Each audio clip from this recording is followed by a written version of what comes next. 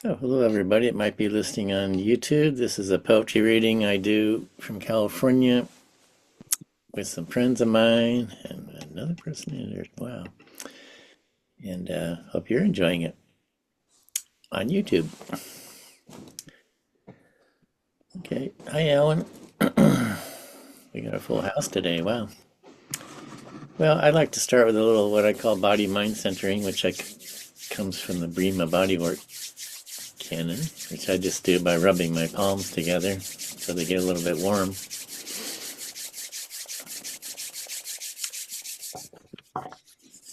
And put them right over your eyes just where they fit nicely.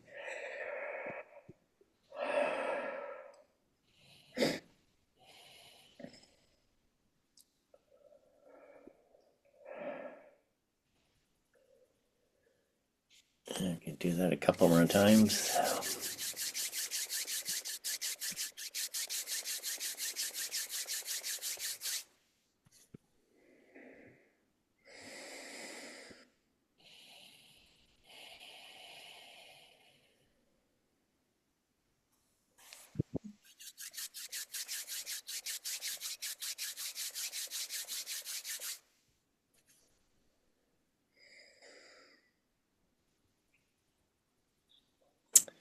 Right, I get on my eyes now.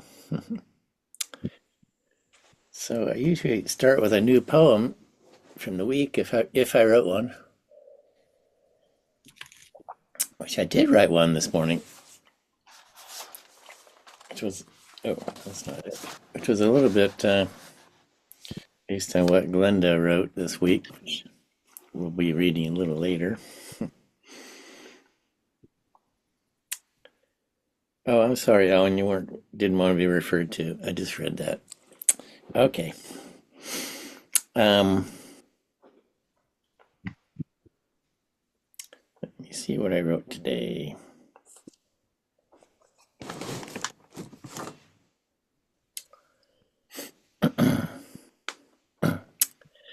I've heard God is everywhere. Hard to know that looking out on this dreary city street. People walking by, staring at their phones. You see, it feels like we've all become metallic. I'm sorry I can't see you, God, just now. Past and future have jammed my antenna. Some children scamper by. They brighten my mood. They don't seem to be living in past and future. It occurs to me that God will forgive me, for he doesn't really live in time. He, she, these pronouns are weird for God. He, she doesn't care about my past transgressions. It must be easy to forgive in the moment when we are all guileless children. Nice. Yeah. It does sound a lot like what I sent you. Yeah, he sort of inspired me.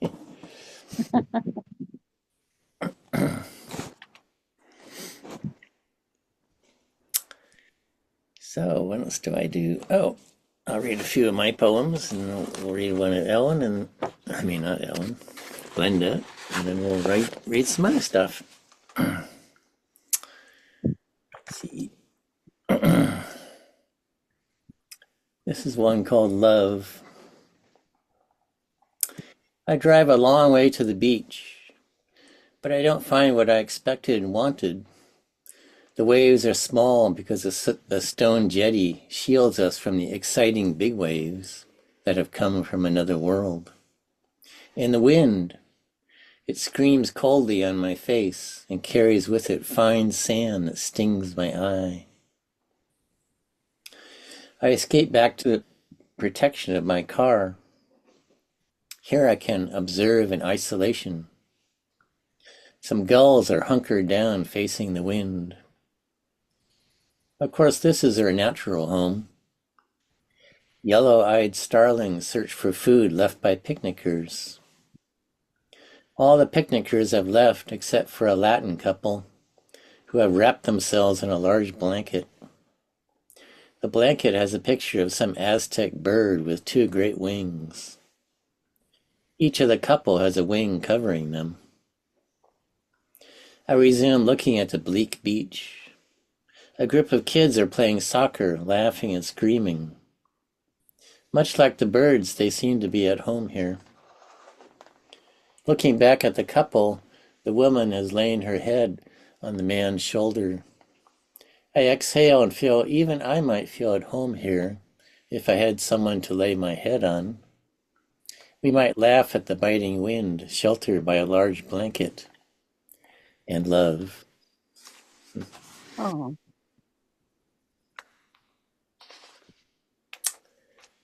Let's see.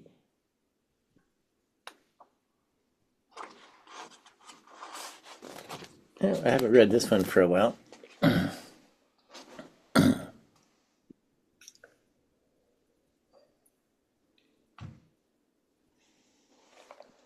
My teacher's grave.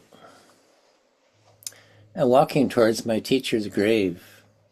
He's buried far up on the hill. I need to walk through an area of smaller, older gravestones, covered in gray, green, and orange lichens. The once smooth stone wearing down to its original rough texture. Most are leaning, some toppled. Many here died in 1917 and 18. Did they die in the war, or of the influenza that almost killed my father? He and my mother's ashes lie in another cemetery. I have not visited them for many years. They were my original teachers. Climbing now, the gravestones are larger, and there are scattered little mausoleums. These are the more desired plots. There is a view here, as if the parish might enjoy it. There are some trees and sparrows singing in them. I remember my teacher saying in his village they would spread breadcrumbs on the graves so the departed could hear them singing. Reaching his grave, I wish I had some bread with me. I think of all my family gone now, especially my brother Tom, who died still only 41. 2 weeks after his death, I took a walk with my teacher. He said to me simply, "Where is Tom now?" And that was the end of my grieving time. Tom's body had left, but his essence lives on. The gravestone is a beautiful black stone with meaningful inscriptions chiseled on it. Soon after his burial, I visited here.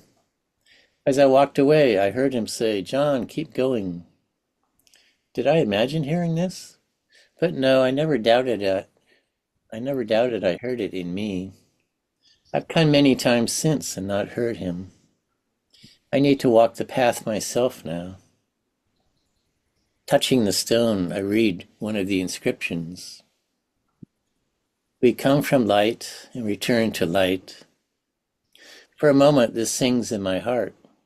I walk back down the hill with a light step, knowing this is my brief time to be alive, but there is no end to the living. beautiful. Yeah, I like the way that came out.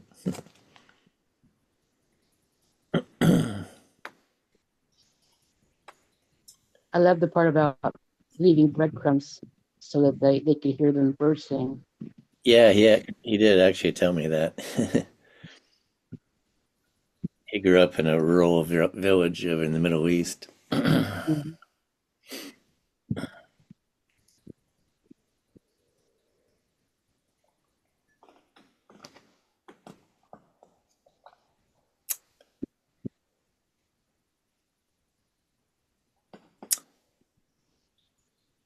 Okay, I'll read one more by me. Time. Spring is bursting out like crazy in my yard. Roses, azaleas, abutilon, and now the pure white irises. The perennial youth in me is dreaming of new adventures, while the old part of me wants to understand time. Wasn't just yesterday winter? It's only when I sit down and know the simplest things, like feeling my weight and breathing, that I see past and future like a movie, and I'm sitting in the audience, enjoying my popcorn in the here and now. I like that. Okay. Well, Enjoying popcorn in the here and now. I love it. that was a good line, wasn't it?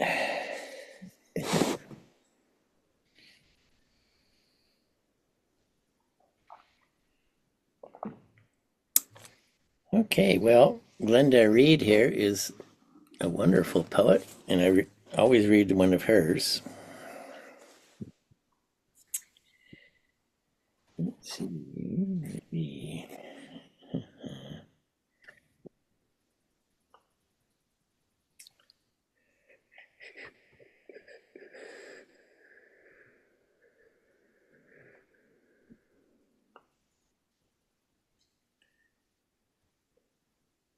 Well, I think you sent me two. Do you want me to read the second one? Yeah. Okay. This is the one that inspired my poem. Hmm. Suppose you could think outside the box, or in this case, the book. Instead of God being some guy in the sky with a white beard and white flowing robes making decisions, what if God was just everything? What if God was the wind, a flower, the rain, lightning, and thunder? What if God was the air? When I think I feel a spirit, I don't imagine it in human form. Instead, it's in every molecule in the room I'm in. What if God were like that? Not a being, but rather a susurration, filling all the parts of whatever is around you. If you could leave the book alone and just feel what's there, you might find God is not an angry old man, but a hummingbird dancing, a snowflake falling, a fairy twirling, a rose petal with a drop of dew precariously perched upon it.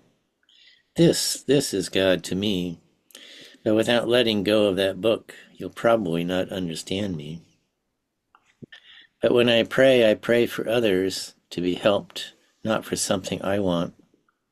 If my version of God is true, then what I pray for will only happen by a touch of wind that points someone in the right direction. That's a lovely line. Or keeps someone from it by the same touch. That's not an old man, white man in a robe. That's the air moving. When we say Mother Nature, we're speaking of all these things, not some old lady with a wand. Thinking of God the same way isn't really such a stretch.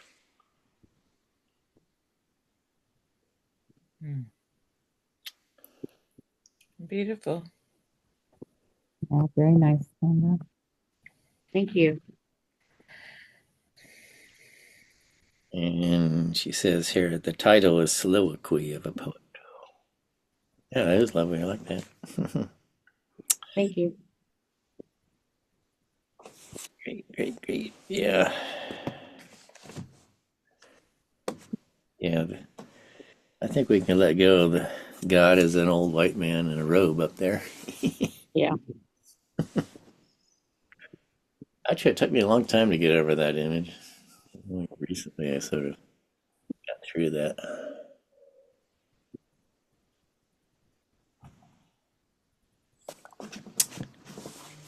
Let's see.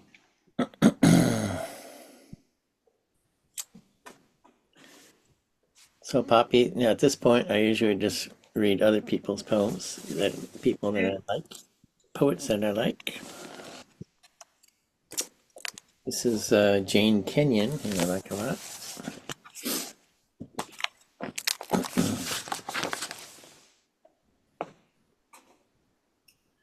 August rain after haying through sere trees. S-E-R-E. I never heard that word. Through sere trees and beheaded grasses, the slow rain falls. Hay fills the barn. Only the rake and one empty wagon are left in the fields. In the ditches, goldenrods bend to the ground. Even at noon, the house is dark. In my room under the eaves, I hear the steady benevolence of water washing dust raised by the haying from porch and car and garden chair. We are shorn and purified as if tonsured. The grass resolves to grow again, receiving the rain to that end. But my disordered soul thirsts after something it cannot name.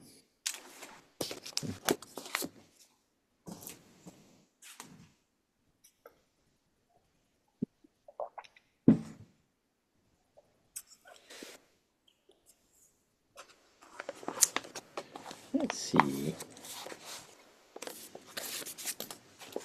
Here's one by a lady named Roberta Hill Whiteman. Oh, she's a Native American. Okay, from the Oneida tribe of Wisconsin.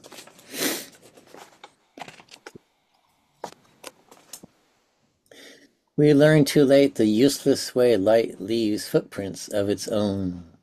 We traveled miles to Kilgore in the submarine closeness of a car. Sand hills recalling the sea. A coyote slipped across the road before we knew. Night, the first skin around him.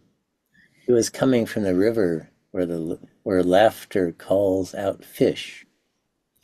Quietly, a heavy wind breaks against cedar. He doubled back, curious to meet the humming moons we rode in this gully without grass or stars.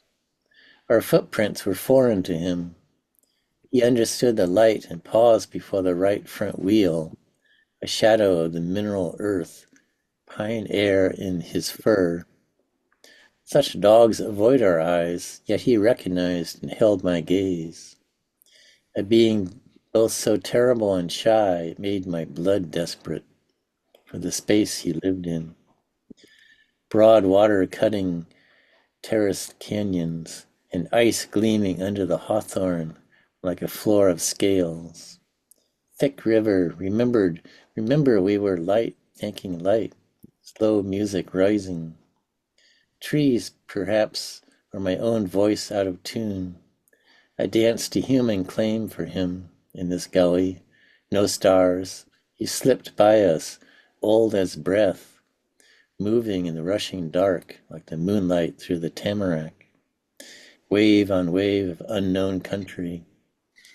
Crazed, I can't get close enough to this tumble wild and tangled miracle. Night is the first skin around me. Wow. Wow. That's got a lot of images in it.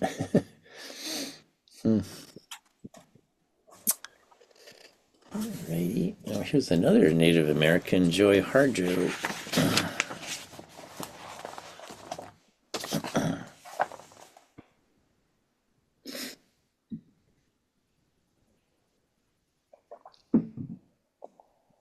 Creation story. I'm not afraid of love or its consequence of light. It's not easy to say this or anything when my entrails dangle between paradise and fear.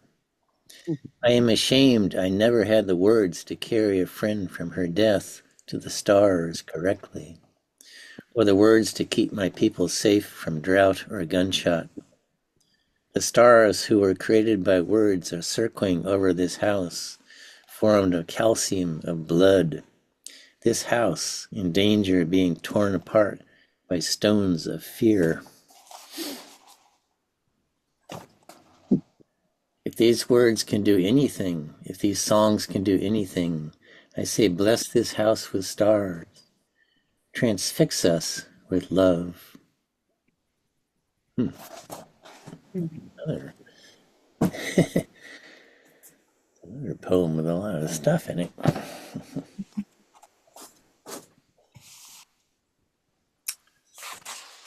Well, now maybe something a little simpler. I'll read Ursala Le Guin.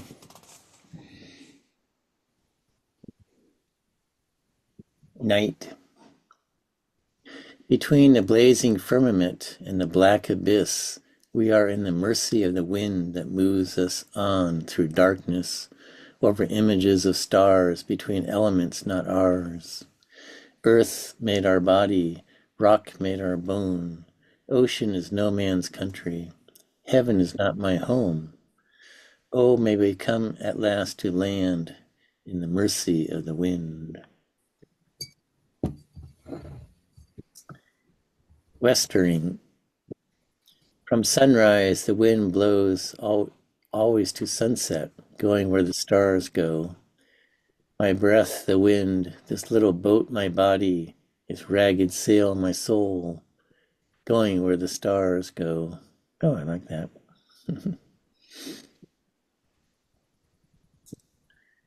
My breath, the wind, this little boat, my body, its ragged sail, my soul, going where the stars go.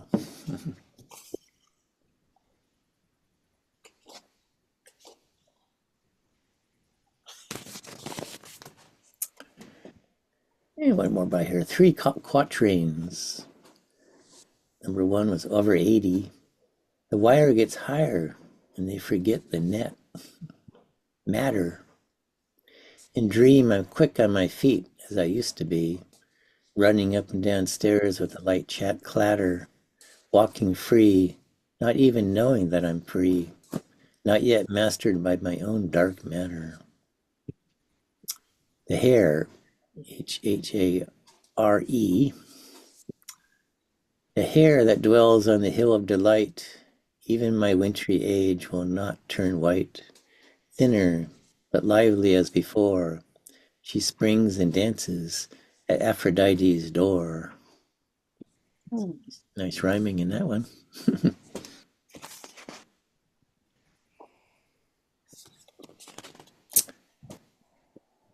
How about one more by her? The old novelist's lament. I miss the many that I was, my lovers, my adventures, the women I went with to the pole. What was mine and what was theirs, we were all rich. Now that I share the cowardice of poverty, I miss that courage of companionship. I wish they might come back to me and free me from the cell of self, the stale sink of age and ills, and take me on the ways they knew, under the sky, across the hills. I wonder if she's talking about the people in her books.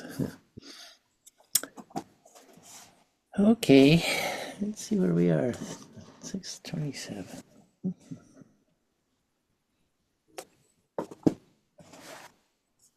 Let's read one by Denise Levertov.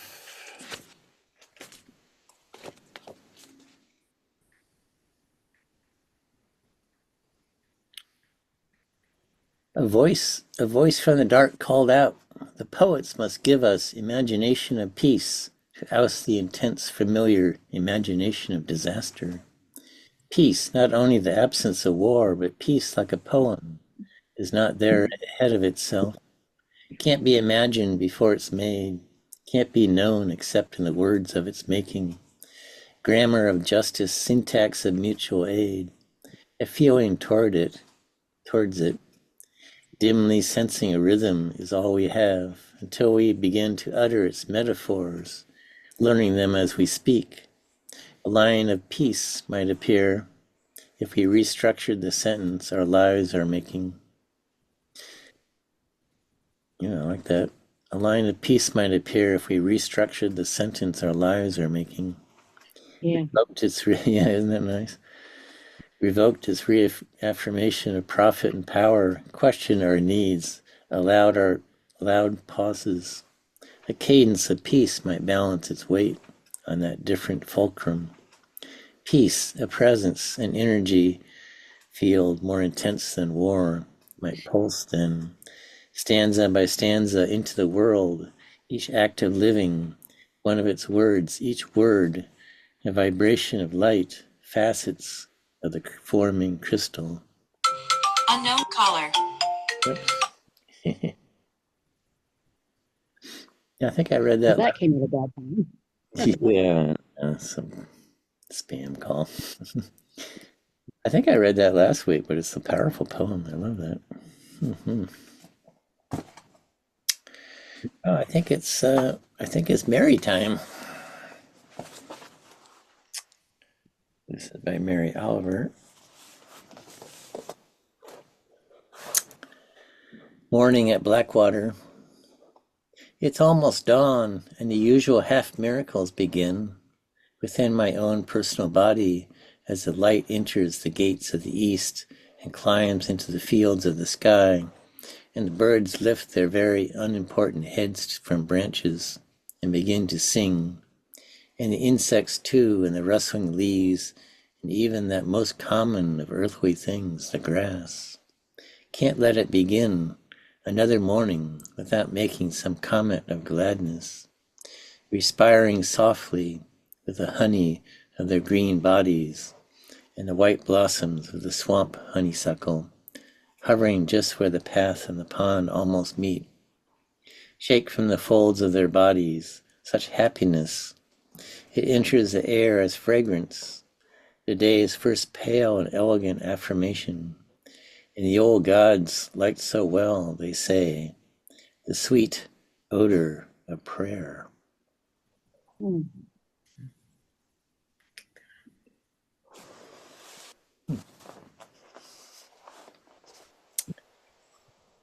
Let's maybe do one more from Mary.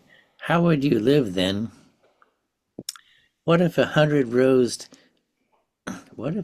rose-breasted grosbeaks flew in circles around your head? What if the mockingbird came into your house with you and became your advisor? What if the bees filled your walls with honey and all you needed to do was ask them and they would fill the bowl? What if the books slid downhill just past your bedroom window so you could listen to its slow prayers as you fell asleep? What if the stars began to shout their names or to run this way and that way above the clouds? What if you painted a picture of a tree and the leaves began to rustle and a bird cheerfully sang from its painted branches? What if you suddenly saw that the silver of water was brighter than the silver of money? What if you finally saw that the sunflowers turning toward the sun all day and every day, who knows how, but they do it, were more precious, more meaningful than gold? I think that might be my favorite Mary Oliver poem. Isn't it? I've never read that one before. It's so funny. Yeah. How would you live then?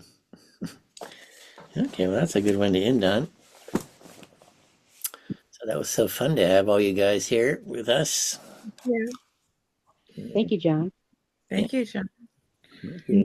Roxanne's Happy giving birthday. it a heart. Thanks, John. Thanks for my poetry birthday party. Oh, yeah, yeah. Happy birthday. Thank you. Hope that poetry was good for It did. It was just what I needed. you. Yeah. And your poem was great. Okay, well, may it be a lovely week for all of us. Barbara is saying thanks. Okay, guys, we'll see you Thank next you, week. John. All right. Have a great week. Yeah. Okay. Bye-bye. Bye, all. Bye-bye. Bye. Bye. Thank you, Barbara. Okay, guys, I'm going to end it. Bye, Poppy. Hi. I'm like, I don't know how to sign off. Oh, well.